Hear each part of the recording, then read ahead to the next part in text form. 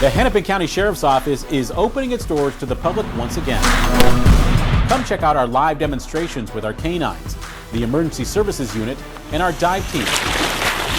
Learn all about our equipment, vehicles, and much, much more. Doors open to the public Saturday, June 4th from 11 a.m. to 2 p.m. Yeah! Bring the family for food and fun. Come to explore and come for the career opportunities.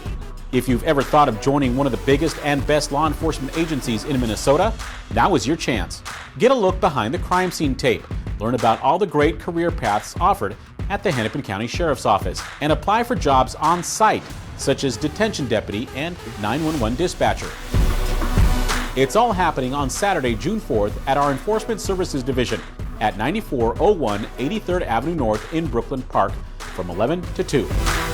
We hope to see you there.